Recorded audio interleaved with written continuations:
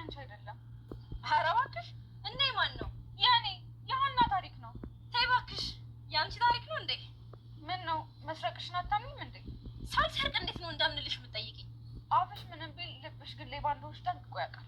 ትሰሚኛለሽ? ከዚህ በኋላ ታሪኬን የግልሽ ለማድረግ ብትሞክሪ አንቄ ነው እሺ የምገልሽ።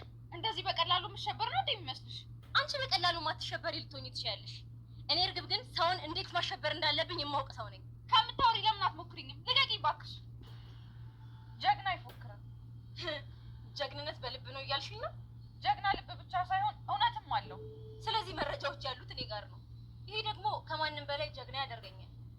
ታሪኬንና ምስክሮችን ልትሰርቂ ትችይ ይሆናል፣ ግን መቼም ቢሆን እውነቱን ልትሰርቂያችኝ። እሱን ደግሞ ወይዘሮ ሜላት ሀብትና ንብረት የሚቀኑት ወይዘሮ ባዩሽ እንዴት አድርገው እርግብን ልጅ አስመስለው ንብረታቸውን መንጠቅ እንደሚፈልጉ ሲያወጡ ሲያወርዱ ሰንብተዋል። ምንም እንኳን የዲኤንኤ ምርመራ ይደረግ ቢባልም ወይዘሮ ባዩሽ ግን የተማመኑበት ስላላቸው እንዲደረግ እንደውም ግፊታቸው በከፍተኛ ሁኔታ ጨምሯል። በዚህ ሁኔታ ሳይታሰብ ከውጭ ሀገር የነሀና አባት ተከስቷል።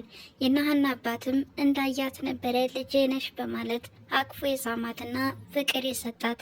ለእርግብ ግን ከፍተኛ የሆነ ድንጋጤን ፈጥሮባታል። እንደውም ልጄ ሀና ናት እንጂ እርግብ አትመስለኝም በማለት ለወይዘሮ ሜላትም በእርግጠኛ ሀና ልጃቸው እንደሆነች ለወይዘሮ ሜላት ነግረዋታል።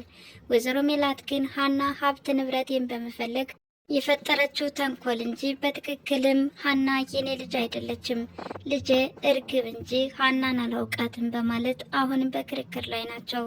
አቶ መስፍኔ ግን ልጃቸው ሀና እንደሆነች ውስጣቸው ስለነገራቸው ምን ችግር አለው ታዲያ በምርመራ ይረጋገጣል በማለት አሁንም መመርመር እንዳለባቸው አበክረው ተናግረዋል። ብቻ የአቶ መስፍኔ ወደ ቤት መምጣት ነገሮች እንዲቀያየሩ አድርጓቸዋል።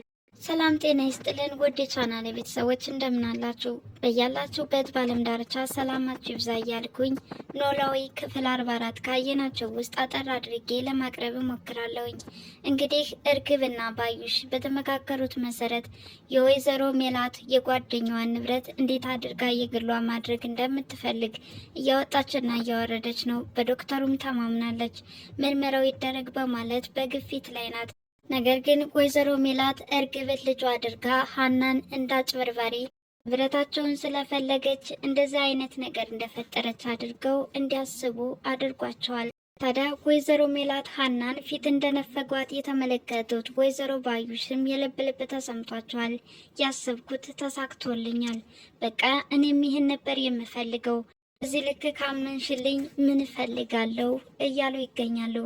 የዲኤንኤ ምርመራ እርግብን ቢያስፈራትም ወይዘሮ ባዩሽ ግን የተማመኑበት ነገር አለ። ብቻ እስካሁን ምርመራው መደረጉ ላንቺም ቢሆን ጥሩ ነው በማለት ምርመራው እንዲደረግ ወይዘሮ ሜላትንም እያበረታቷት ይገኛሉ። የወይዘሮ ሜላት ልጆችም ሀናን እጅግ አድርገው ይወዷታል። ምንም እንኳን ደሟን ታድጋ ሕይወቷን እያተረፈቻት ብትሆንም ሀና ሙሉ በሙሉ ታሪኳን እርግብ እንደዘረፈቻትና የጠፋችው ሀሴት እሷ እንደሆነች ከነገረቻቸው በኋላ ምርመራ እንዲያደርጉ ግፊት እያደረጉ ይገኛሉ። ታዲያ ወይዘሮ ሜላትም ምንም እንኳን ደስተኛ ባይሆኑም የልጆቻቸውን ፍቃድ ለማድረስ ሲሉ በጉዳዩ ተስማምተዋል። ታዲያ ምርመራውን ሊያደርጉም ተቀጣጥረው ሲያበቁ ሀና አባቷ ስለታመመባት ሆስፒታል ነበር ያሳለፈችው። ይሄ ነገር በትክክልም እያጭበረበረቻቸው እንደሆነና አውቃ እንዲስተጓጎል እንዳደረገች በንዴትና በቁጣ ይናገራሉ። ታዲያ የስራ ቦታዬ ብላ ወደ እነ ወይዘሮ ሜላት ቤት ስትመለስ የጠበቃት ነገር ነበረ። አውቀሽ እያጭበረበርሽ እንደሆነ ተረድቼዋለሁ። ይኸው እውነታ ቢኖርሽ ኑሮ በቀጠሮ ሰዓትሽ ባላሳለፍሽ ነበረ። ከዚህ በኋላ ልጅ ነኝ እያልሽ የምትፈጥሪውን ትርክት ልታቆሚ ይገባል። ከልጆቼ ጋርም ሰላም ነሳሽኝ በማለት ይጮሁባታል። ሀንዬም ስላረፈደችበትና የቀጠሮ ሰዓቱን ስላሳለፈችበት ጉዳይ ለማስረዳት ብትሞክርም ወይዘሮ ሜላት ግን መስሚያ ይጥጥ ነው ያሉ ይመስላሉ። ብቻ ምን እንደጋረደባቸው ባይታወቅም ሙሉ በሙሉ እርግብን ልጅ ሀናን አጭበርባሪ አድርገው ተቀብለዋታል። እንግዲህ ቤተሰቡ በዚህ ትርምስምስ ሆኖ ሳለ ነው አባት ሳይታሰብ ከውጭ ሀገር ከተፍ ያለው። ታዲያ መምጣቱ ሁሉንም ቤተሰብ ሰርፕራይዝ አድርጎታል። ልጆች እንዴት መጣህ እያሉ በጥያቄ ቢያጣድፉትም በተፈጠረው ችግር ከጎናቸው ሊሆን እንደመጣም ይናገራል። ወይዘሮ ሜላትም እንዴት ሳትነግረኝ በዚህ ልክ ታስደነግጠኛለህ? የኔ መምጣት ምን ሊገርምሽ ይችላል? እንደዚህ ስትቸገሪ ከጎንሽ ልቆም ይገባል ማለትም እየነገሯቸው ይገኛሉ። ታዲያ የአቶ መስፍኔ ወደ ቤት መከሰት ለልጆቻቸው ብስራት ቢሆንም ለእርግብ ግን ከፍተኛ የሆነ ድንጋጤን ፈጥሮባታል። ከበር እንደገቡ የተቀበለቻቸውን ሀና ልጄ በማለት ሲስሟትም ተደብቃ ትመለከት ነበረ። ታዲያ የልጅና የአባት ስሜት እየተሰማቸው ሁለቱ በመገረም አባቷን ስትመለከተው ነበር። ሀንዬ ይህ ነገር በጣም አስደስቷታል። ወይዘሮ ሜላት ልጅ አይደለሽም በማለት የሚገፈትሯት ሀና በአባቷ በኩል ግን ልጅ እንደሆነች ተቀባይነትን አግኝታለች። ልጅ ግን በመገረም ስትመለከታቸው ነበረ። ታዲያ ምንም ግር ቢልሽ ከ16 ዓመት በኋላ ነውና ያገኘውሽ ምንም አይደንቀኝም በማለትም ሙሉ በሙሉ ተቀብለዋታል። እርግብን ግን ወዲያው እንዳዩ ነበረ ወይዘሮ ሜላት ሰራተኛ መቅጠር ትችላለች በማለት ሰራተኛቸው እንደሆነች አናገሯት። ለገንዘብ ብለሽ ያልሆነ ወንጀል ባትሰሪ ጥሩ ነው። ለማንኛውም አንቺ ወጣት ነሽ፣ ገንዘብ አጓጉቶሽ አሁን እየሄድሽበት ያለሽው መንገድ በጣም ስህተት ነው፣ ገደል ይከትሻልም በማለት እየመከሯት ነበር። እርግብም እንደማታውቅ በመሆን ስለምን እያወሩ እንደሆነ አላውቅም በማለት ሸመጠተች። አቶ መስፍኔም ህመምተኛ አባት እንዳሉሽ ሰምቻለሁኝ፣ ለእሳቸው ብለሽ እንደዚህ አይነት ወንጀል እንደምትሰሪም አውቃለሁ በማለት ይናገሯታል። እርግብም አቶ መስፍኔ ስለምን ጉዳይ እያወሩ እንደሆነ እንዳልገባት አድርጋ ትመልሳለች። እርግብ ሀና በምናሴና በሰላም ፊት ምን ያህል ተቀባይነትና በልባቸው ውስጥ እንዳለች ጠንቅቃ የምታውቀው ከነሱ ህይወት እንዴት አድርጋ መነጠል እንዳለባት እያወጣችና እያወረደች ነው።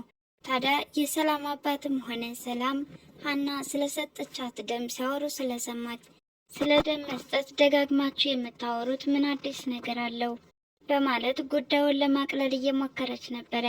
ሰላም ግን የእሷ የደም አይነት በቀላሉ ማግኘት እንደማይቻልና ደሟን ሰጥታ ህይወቷን ስለታደገቻት እያመሰገነቻትና በጣም መልካም ልጅ እንደሆነች እየገለጸችላት ነበረ። ታዲያ ደጋግማ የምትጠይቀው ጥያቄ ከኔና ከሀና ማንን ትወጃለሽ የሚለው ጥያቄዋ ነው። ከዚህ በፊትም እንደጠየቀቻት ሀናን በጣም ከልቧ እንደምትወዳት ገልጻላት ነበረ። ዛሬም ቢሆን እህትሽ ማን ቢሆን ትፈልጊያለሽ በማለትም ጠይቃት ነበረ። ሰላምም ሀንዬ እንደሆነች ምርጫዋ ትናገራለች። በዚህ የተናደደችው እርግብም እኔንስ አትወጂኝም ማለት ነው እያለች በጥያቄ እያጣደፈቻት ነበረ። ሰላምም ምርጫሽን ተናገር ያልሽኝ በቃ ምርጫዬን የነገርኩሽ፣ ከዚህ በኋላ አትጨቅጭቂኝ በማለት ትታት ለመውጣት ተገዳለች። ሀና ከቁም ሳጥን ዕቃ ፍለጋ ላይ ናት። ድንገት የተከሰተችባት እርግብም ታስደነግጣታለች። አንቺ ይሄ ሌባ መልሽ አልተወሽም ማለት ነው? ምን እያደረግሽ ነው? በማለት ሀናን ታስደነግጣታለች። ሀናም የደነገጠችው ድንገት ስለገባችባት እንጂ ንጽህናዋን ስለምታውቅ በራስ መተማመን ነበረ ስታናግራት የነበረው። እሷም ይህንን ከሆነ የፈለግሽው ይሄ ታሪክ የኔ ነው በማለት በምን አይነት ሁኔታ እንደወሰደችው ባይታወቅም መስቀልና ፎቶግራፏን ታሳያታለች። ይህ እኮ የኔ ታሪክ እንጂ የአንቺ ታሪክ አይደለም አለቻት። ሞኝነሽ ወይ ታሪኬን ካልሆነ ቦታ የማስቀምጠው? እርግብም የያዘችው ፎቶግራፍና መስቀሉ የእሷ እንደሆነ ትክዳታለች ለሀና። ሀናም አፍሽ ሐሰት ቢናገርም እውነታውን ግን ልብሽ ያውቀዋል። አሁን ይህንን ብታደርጊ ነገ በምርመራ ይረጋገጣል በማለት ሀና በራስ መተማመን እየመለሰችላት ነበረ። ወይዘሮ ሜላትም በሀና ላይ ፊታቸውን ካዞሩ ዋላ አደር ብለዋል። በተለይ አሁንማ ቤት እያስተካከለች ለምን ወደ ቤትሽ አትሄጂም? እስካሁን ለምን ቆየሽ? በማለት አባቷ ከአቶ መስፍኔ መካከል እየነቀፏትና እዛ መቆየት እንደሌለባት እየነገሯት ነበረ። አቶ መስፍኔም ነገ ልጅሽ ብትሆን ይቆጭሻል፣ ለምትናገሪው ነገር ማስተካከል አለብሽ። ወይዘሮ ሜላትም ልጃቸው እርግብ እንደሆነች እንጂ ሀና ልጃቸው እንዳልሆነች ይናገራሉ።